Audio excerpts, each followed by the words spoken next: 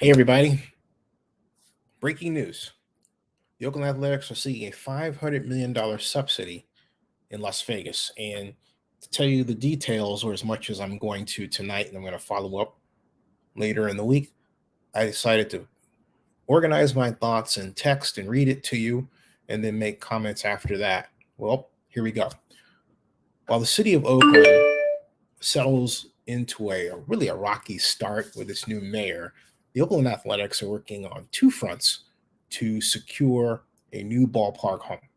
According to two sources involved in the pub projects in both cities, Oakland and Las Vegas, the Oakland A's, are waiting on the outcome of the court challenge to the environmental impact report, in addition to the seemingly forever talks around land use and affordable housing. And then there's the fact that the financing work has not been done by the City of Oakland to date. And in Las Vegas, the Athletics Investment Group is seeking a $500 million subsidy for a ballpark there. Also, other news reports have explained, as you may know, that the Las Vegas RIO Hotel site is now the focus of the Athletics Investment Group. But the news is that the RIO's back in play. What I mean by that is it also means that the Oakland A's find themselves without a deal at either the Tropicana Hotel or the Las Vegas Festival Grounds. In an effort to move their Las Vegas ballpark effort forward, the Athletics Investment Group assembled a 6-person lobbying group for the 2023 Nevada legislative session. And a news story broke at Zenny62 Media, Zenny62blog.com.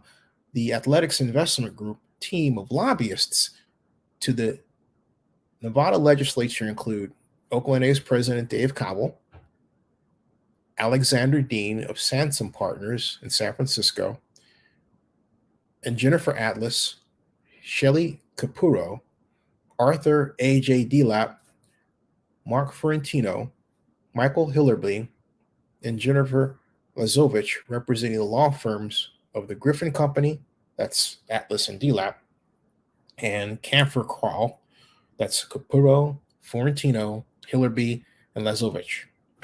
Together, they're lobbying for the eventual writing and passage of legislation that will produce a needed $500 million subsidy for Oakland A's Las Vegas ballpark. But even with that, the main question is, why aren't the A's able to make something happen in Las Vegas faster? The simple answer is that the A's are faced with trying to build a new ballpark in a weak economy and without a solid developer partner at this point. Okay. Now, there's a big difference also between 30 billion and 7 billion. And you're going to say, well, what am I talking about? Hold on. What the now former Oakland Raiders had going for them in Las Vegas was a friendly UNLV, University of Nevada, Las Vegas, and Las Vegas booster who was worth $30 billion and liked Mark Davis, the Raiders owner. The late, sadly, Sheldon Adelson. Mr. Adelson, or Adelson, as many prefer, founder and president of the Las Vegas Sands. Mr. Adelson had enough money to bankroll the Raiders' move to Las Vegas, then bought an army of lobbyists to strong-arm the Nevada legislature into a tight vote on a $750 million stadium subsidy that was produced from an 88/100% hotel tax to be collected over the next 27 years. 3 years of that time have already elapsed. And money aside, Sheldon Adelson and Stephen Wynn arguably remade the Las Vegas Strip. Later, Steve Wynn would help Mr. Adelson lobby the Nevada legislature, leading to the passage of Senate Bill 1 and unlocking the $645 million in bond proceeds used to help pay for the construction of what is now called Allegiant Stadium. Mark Davis scored his own personal touchdown when he established a friendship with Sheldon Adelson.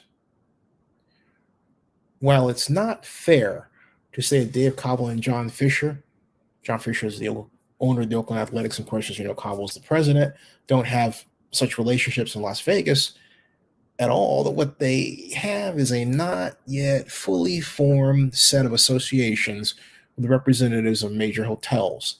In fact, one representative of a major Southern Nevada public organization told me back at the NFL draft in Las Vegas last year that Dave Cobble's problem is no one here knows him.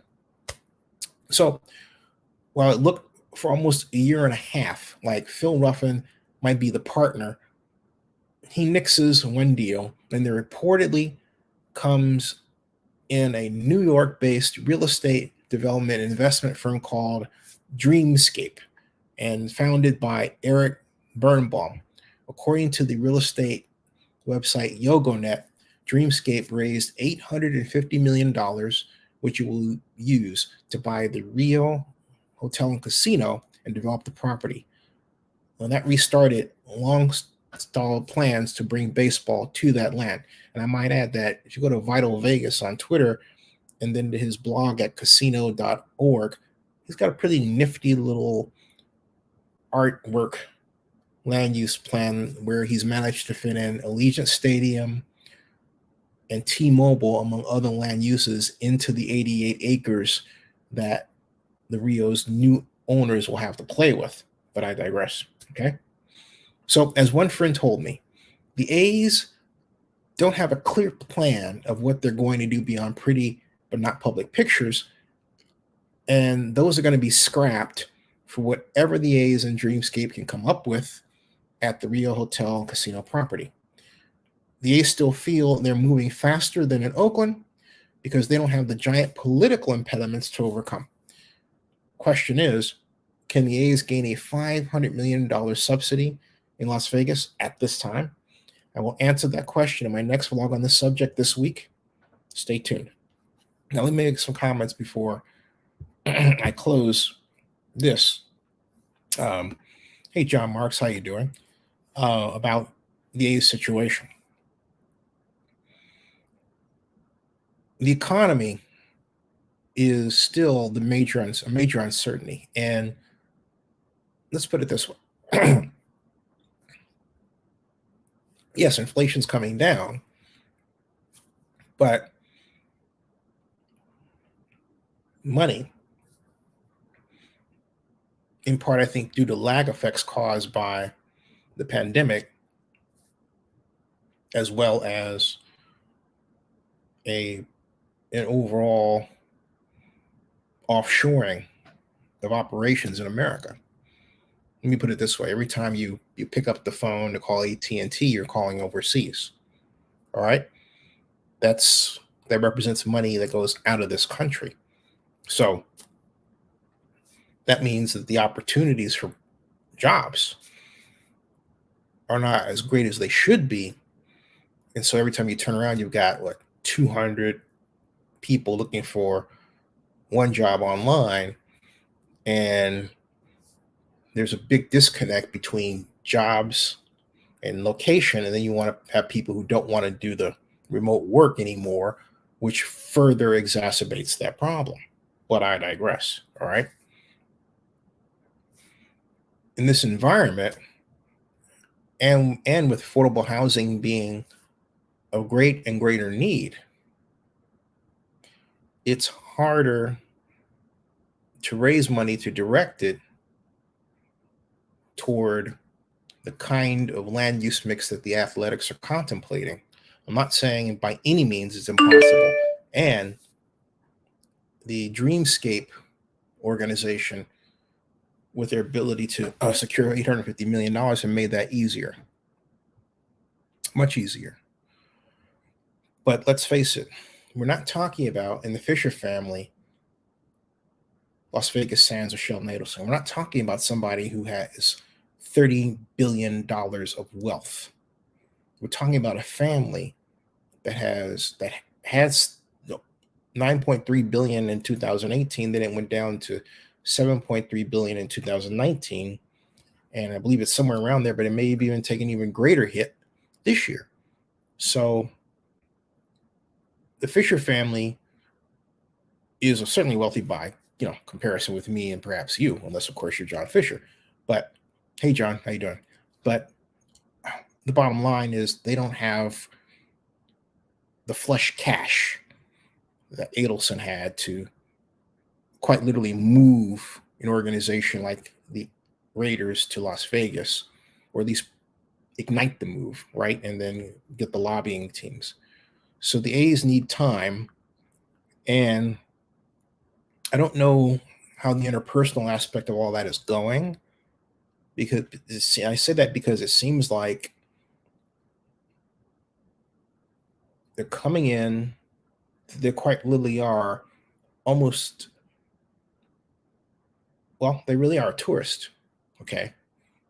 They don't have somebody, again, like Sheldon Adelson with respect to Mark Davis, who can literally hold their hand and be their developer partner.